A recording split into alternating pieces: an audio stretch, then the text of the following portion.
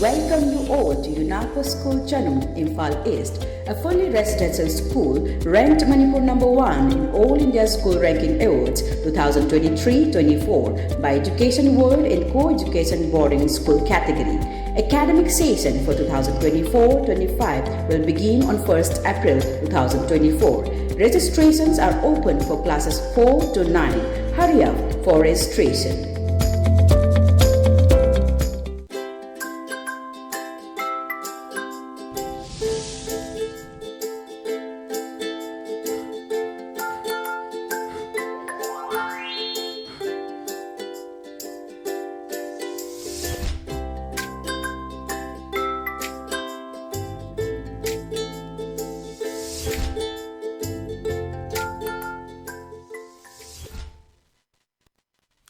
From very good afternoon, ELITETV ki test of cartoon ni mahau meng ta video shu hamra taram. Chiri maru ngas imphal funga pau se sigi cartoon singda cartoon nisina kari haining liba kari phonong liba kari wakal khalang liba ba do emiam da sandonga thamjage an badal kuk chage Shanghai Express ki onthok pani da ja onthok pani da ba cartoon si yengyu yam phajaba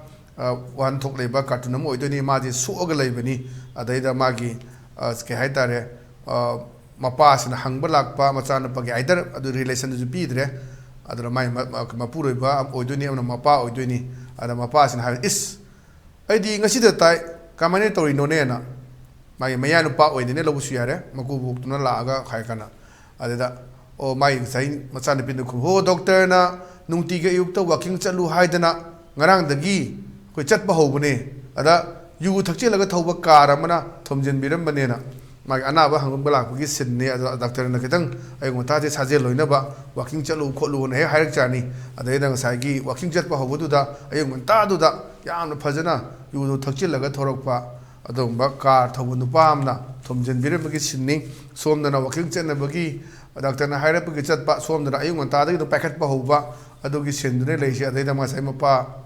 hang balak pa ai tare ne ko magi makubok ni pisi gi pa ne lobu yare relation do iram dramina mana hang is aidi ngasi da tai kamane tori no na hang bulak panina ada khumak paduni ho doctor nungti ge yukta walking chalu haidana ngaran dagi chatpa hobni yu thakchelaga thoba car amana thomjen biram banena adu ayu ngata dagi manipur da dum hek tawba jung akoi ki mai me tabaga dum pek pai ba kangbu se dum leiba dum loini ha ga mari ba kangbu ga haina ba thum khara ga tawba kaina myam haina ba duni adum khara su dum jaw dum nete du car thori mina ha ga di mari ramuroi natraga ngarang di mandil leibra kaina myam oiba yaba myam khanna ba yaba leire adubu sai ne khoi walking chat bada phagi tawna bodo aigina hakchang phana ba noina ba sakan na ba chali ne ba anoi ba mno haibodo aigina mu mayeng ta na ba chat pani do ana khongup zon bada haibodo ni khara chillaga na khoi tonga komthorakani haiba ade khara kuma gana ung sura ga chinjelakani haiba khoi gi khongup zon ba kangbu gi yam haiba sum myam su leibani aduni taroi se aduna walking chat na ba sida khara faradam ne chat pa suna gana yu full thakchelaga ka thokjelaga thongai ram bagi sinni yam phajaba sida kana ningai oiba wakal jam khalan ba adumba cartoon amane thamjage mathang da leisina khoi sana leiba ki loire dana haibdini loire sina mana sagi wari sana bani MLA mantri gi nupi oidoni asida MLA ni pinel lorsi hoi kutap ajama adigi nehru tupi upadhyay na MLA ni rajniti wala ni hana lowdoni adumana haire ing tampa hanjilakna ba wari sana ba hore hai an haiba ta adu mana khume adumne hek haibaga irang chaune hek tamak thola iyana ani pije khumak pani right mission nga sai yaw re tong ton bari sana ba hore naga MLA mayam tha do ku ki kangbu gi me unahale minister unahale adagi akoi gi meitei gi su unahali haibna chigum mayam nga chigi pau che sing yaw buni aduna hek torobaga ngarang ku sangai thela kap thare na ngasi pau che sing yaw ro sini aduna ing tappa hanjilakna ba wari sana ba hore hai ana tambani ngasai gi nupa sina MLA sina dipi kumak bani makhwang melaga adumne hek haibaga irang chauna hek tamak thola iyana toroi besini posi adun hajisi issue leiri ngasi je ban kauri na kauri reba ngara dagi adun confuse sa paduni kaure khabar mayam si manung da loina mak ya mana ban kaure na phonge khabar amak tamak madu khoi ban ne thokre na phonge aduna ban kauri besingi mage dagi su sengdorak pa leite tori bra confuse chamam na hanbam da leibani khara mana ngasi school tawi hoi metric pekha hobani na ngasi di metric ki kangbu sing di phajana chatli ona seida pam da thodok thoktana ba mayam khana ba sum thok tai angang sapais de hekta ban sida bu hekta mayam rakta yawidana siang chegring na siang cheko mang thuya dana dum sayam puku mayam jumrak ta khoi gi hangko ma yawi kan ipai puna haina ba potuni on hekta kan me ka tholok pasi yai madam bathok tana honasi aduna sigi film se lei irang ki ne me ha ba ga irang a chom thoi santi kan ba honari haira kanda dialogue tong ba honari ha kan dialogue si katang ni thengmal le tha tara hinjale tra ma thoi pa dure adui potuni madam de leisna khoi puna phamgi balo he ha duni balo he sida wari sana bani ado wahi si katang kano yeng kan da katang chamam dam dim poe morada phamaga khoi cha aduga beri machem thak pa khopa han singi adu da si thak tasu oibe me ku kari ram dum yeng morada phamaga wahi sanari taw yum de leibudo sarkar sina angang su mahai tamba tokle ana kari haino sitang confuse satpam lei leibe se yum de leibudo sarkar sina angang su mahai tamba tokle banan katang chena bra and lokchen bangam da bra yum de leibudo sarkar sina angang su mahai tamba tokle nai si katang sentence da mana hai thaina oiramnadi thang ten paidan loina amuhana khongun ta halroi da banena thaina gi matam ni lan horokpa kholakpa hauji leiriba situation chini ma li se aduna mai tambu su tokle angang sing yum de leibudo sarkar sina akhoi me am haji khunngak pa chatpa kari to me am sin khali yum de leibudo angang sing yum de leibudo sarkar sina mai tamba tokle an haidana mai tamba toktana khulngak pa chatpa me am yawi class 12 kida khulngak pa chatpa nampuda pega akhoi gi than gi ba dum yawi madu kul sunga ka dabni like su tam ga dabni haidana an ngasi gi sidani matak thaga da bangang sing mayam ma yaurong gane na khalli aduna adui potu dani aduna thaina oiramadi thang ten paina loina amona khungun ta loi dabni na thaini matam di thang ten mak tani nungmei ga si dikhara cartouche ki suraga asubi ga na toram ba adui matam ni aduna sum film je oirang ga dabni haidana ana ni si wai sana wai silni matang da leisin akhoi welan paugini welan paugi as loire haisini adang saigi phamung gi tumba leibani ada nupa si mapuro ebse ada isai jeng khalak pani karigino hanai kan ma jeng tna kaino isai ga sangalai du moi pabung na harak pani da wakhal nungai thopna tana pambai leitena wakhal si warak pa upai lerak taba ada ma je dum phamung ga tum na ga dum isai sakalak gi sen duni myam se loina akhoi gi kai hai tare depression hai tare awaba maya ama thengna ba relief camp de leiriba singi awaba mi singsi hauji subam namang khangdaba chawam gum khangdaba kitang wakhal sida yamna nungai na libagi mahing amada ngamba ngamdaba akhoi gi khoi ina kra khungba pesa pai ba kangbu da di madu toram da sujai ka lai ba leiriba nomagi suraga chamjariba mayam singda suni awaba sim yam se thengna ba duna pe thokpa nungai thokpa na tadi upai leitre haina phamung do phammi ngai de sei sakala ku do nangai tog do moma torok pa mai pa do torok do ngaktna mai ni pisna haibane ba kai do re mai bu bu kai ro sei ngai khalai do na haibane ada wakhal nungai thokpa na tana pambai leite pai leite haibu ne ba adu gi shinni adu karamba phim da praja sing se hingi ge haibu du gi utpa madu gi society du gi leiri pa mami ta han ba phajaba cartooni ena thamjage pathang da leishna khoi ECL express ki naire have doni naire sida matay mna oibu suare pakhang risabi oibu suare amek to oirasi wari sanaraga chatpagi sinne adamaina mane lekai dana so phaki bagi ban bazar dana sakhang deba singa no mai kapsila bagi ban ngai dori haina wari sanar leibani adida pimsas na khume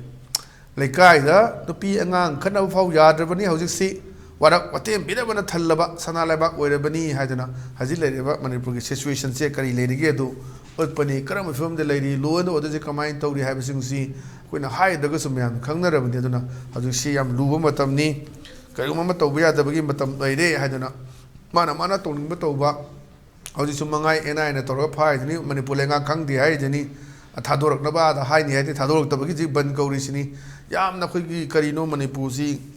tang du leta na ing na level lam du oidre me mamang di am nungai dana sida land of festival ni morok festival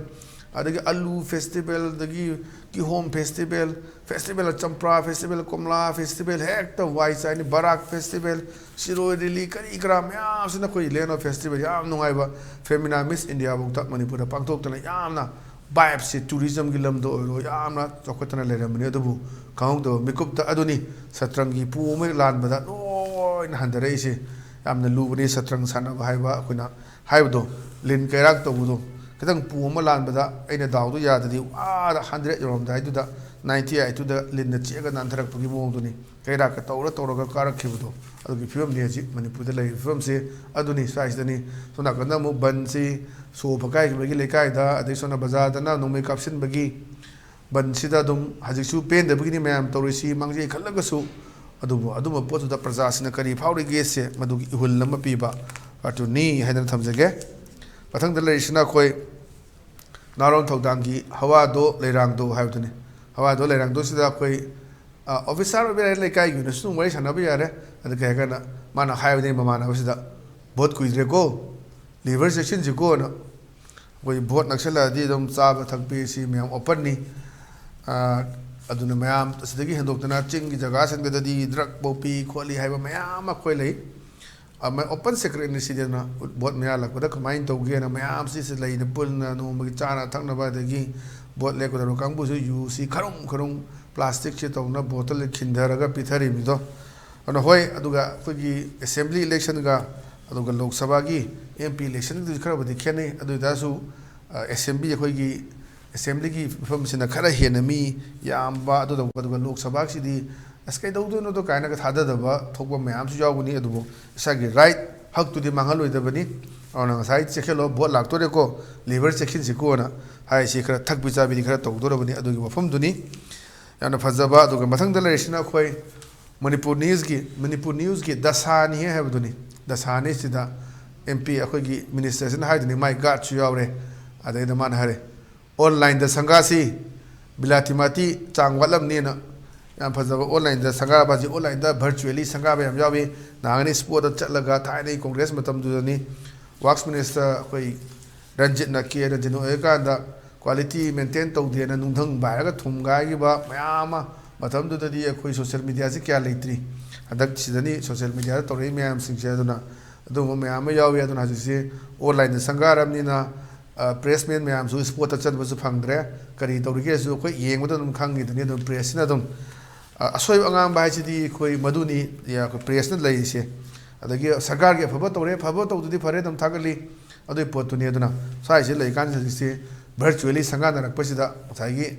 khalam ga da potu sai gi kano sina cartoon sajal lak pane ma gi wakhalo lak pane online da sanga si kan de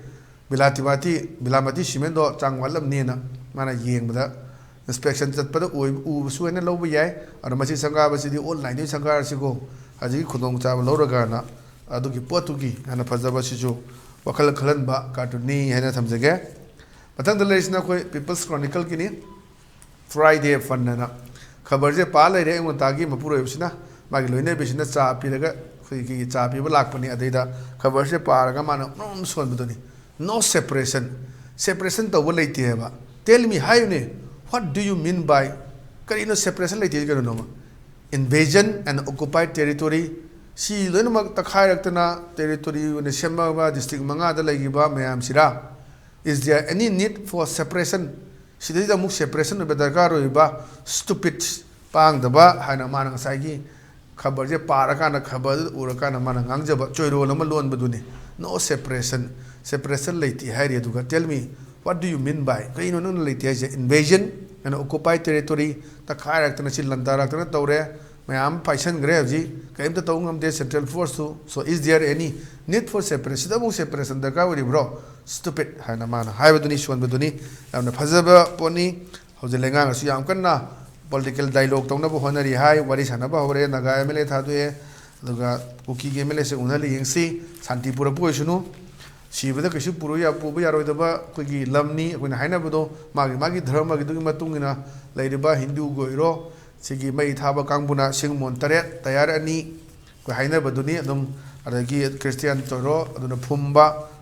coffin nama changani ana phutaruk taret chaba ko ma tawrani amain toro chakhido ngaktani pai pisa mayam si sibda kisu puba yaroi dabani aduna tungi mirol ge damakta akhoi gi generation sina tungi generation sina phana ngangna hunaba afaba thabuk tawuduni mayam miyoi ba muna pamase ngakta gi arang arakta ngawra kanda maduna afaba pholdo pol oroi haibadu mayam khangabani si baise nambo porag lebni any moment da any second da kari tawada ge ju khangam ponte sai da yukta hara no wari saramdo nungda waram de accident to any sirini ana masina miyam si kitang pap tamina ba mathau tai haidana gi maketi thamjage ana ngasi gi de adum ba ELITETV gi Test of Cartoon Gi Mahau Matang Soy Shinjare, Ming Tabiri wishing one more kind of Kuram Zabulona, Kanan of Yating Nijeri, Pinibisi.